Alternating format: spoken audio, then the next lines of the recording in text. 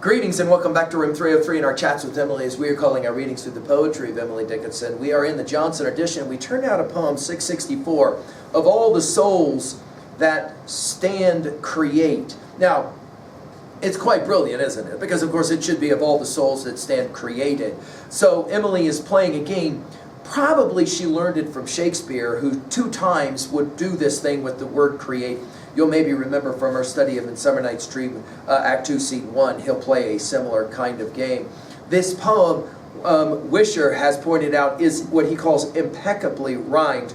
And he references this poem almost more than any other single poem of Emily's. In many ways, we got to go back to 2 earlier poems. Do you guys remember when we did 270 together? One life of so much consequence, yet I for it would pay my soul's entire income in ceaseless salary. One pearl to me so signal that I would instant dive, although I knew to take it would cost me just a life. The sea is full, I know it, that does not blur my gem. It burns distinct from all the row, intact in diadem. The life is thick, I know it, yet not so dense a crowd, but monarchs are perceptible far down the dustiest road.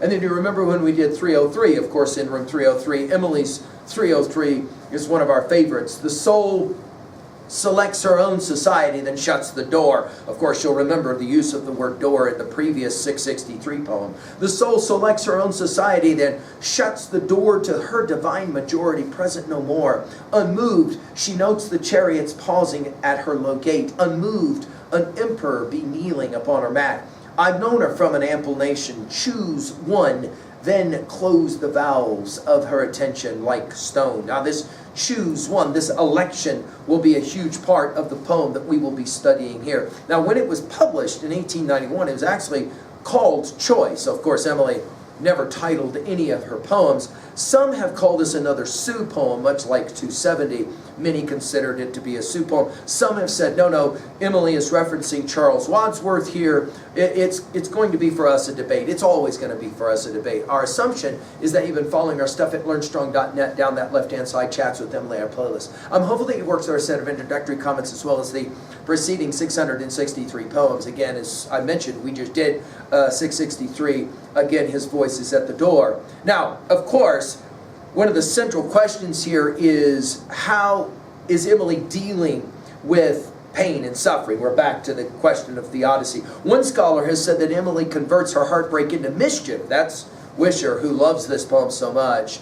Another scholar has pointed out that Emily celebrates her performance of the central mystery of love. And what is that?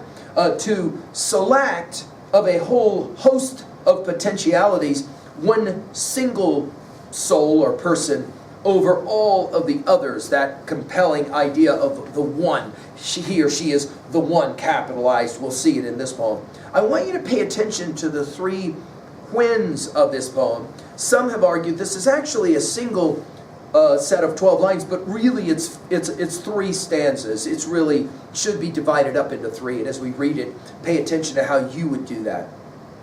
Of all the souls that stand create, I have elected one. When sense from spirit flies away and subterfuge is done, when that which is and that which was apart intrinsic stand, and this brief drama in the flesh is shifted like a sand, when figures show their royal front and mists are carved away. Behold, the atom I preferred to all the lists of clay. Now, of course, the exclamation point, much has been made about that as well. Almost a defiant tone here. And why? Because there is a Promethean tone. No doubt here. Don't miss it.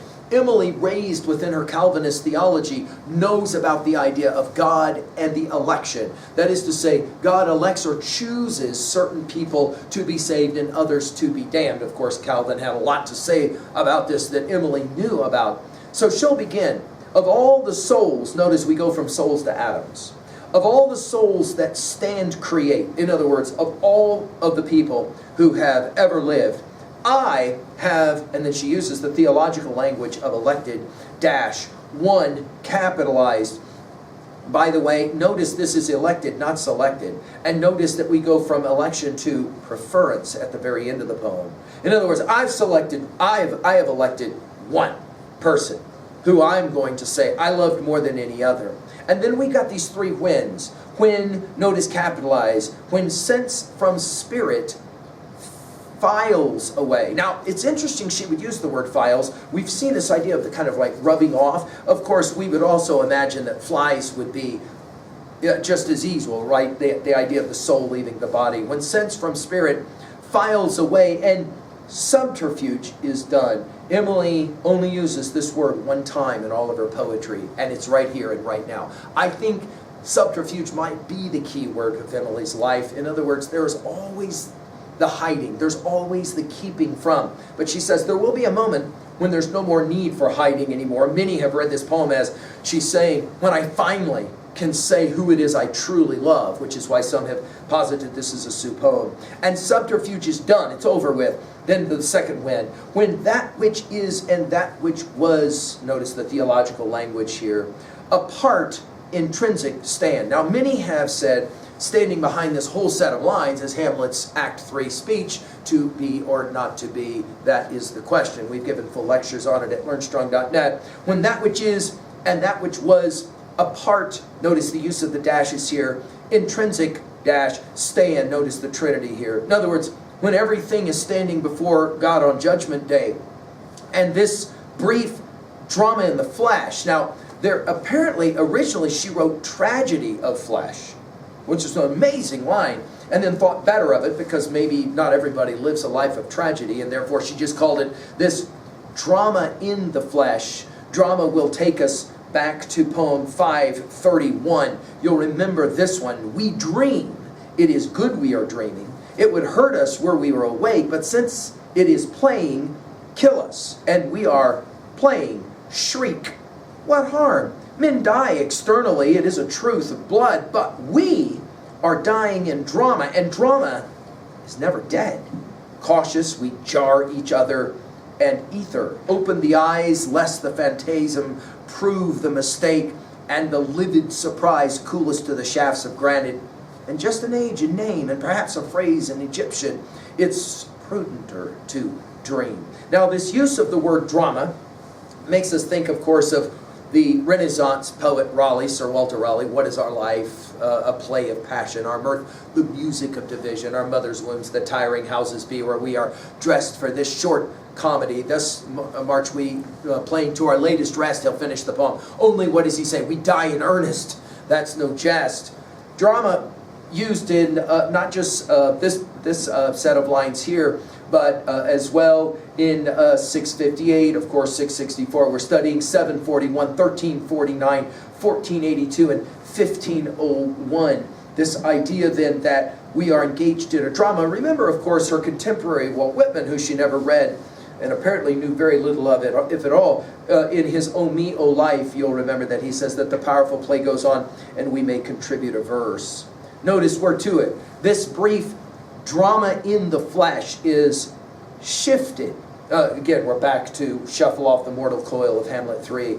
And then she says, like a sand. Now this a sand reminds us in poem 333. You'll remember she used that a hey. It's brilliant the way she plays this game. The sand running through the hourglass, if you will. When, our last win. Figures, notice capitalized, show their royal front. We can't help but read this and think about the angels of the previous poem. And mists are carved away. In other words, when we can finally see everything, we think about through a glass darkly of St. Paul's 1 Corinthians 13 love passage. And mists are carved away. And then she uses more theological language and the language of the King James Bible that she loves so much. Behold the atom. Notice capitalized, as opposed to souls. Dash. I preferred. Dash. Notice, let's say it out loud, an atom has no, as one scholar has pointed out, no individuality. And therefore, the scholar continues, what is celebrated here is actually the speaker's devotion to the beloved. Behold the atom I preferred to all the lists of clay. Lists here, of course, the armies. That is to say, all of the souls that have been created, that stand created before the judgment seat of God. Wow, what are we going to do with a poem like this at 2A? I think her argument is that in the end, true love is only about the one. capital O, right? It is capitalized in this poem. At 2B, well, again, all of the sounds of this poem are quite majestic. I mean, think about the S sounds, for example. Souls, stand, sense, spirit, files, subterfuge, is, which, was, intrinsic, stand, this, flesh, is, shifted, sand, figures, show, mists, lists. Those sibilant sounds are powerful, right?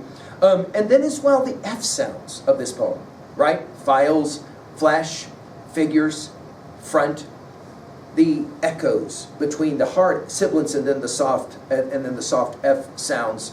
And then, as well as we said, the unusual use of the word create, when obviously we would have thought about created. And Shakespeare played that game twice, as I said, once in Midsummer Night's Dream 2-1. The theological language as well at 2B we would want to know, right? We go from elected to preferred. It almost seems as if there's a certain kind of Promethean voice here in this poem. I'm going to choose elect who I want. I'm not interested in who God elects, but I'm interested in who I elect or prefer. Of course, in 3A, we mentioned already 270 and 303. Go back and study our work there. Finally, to own a set of lines like this. For you, who is your one? And is it possible Emily is your one? Thank you.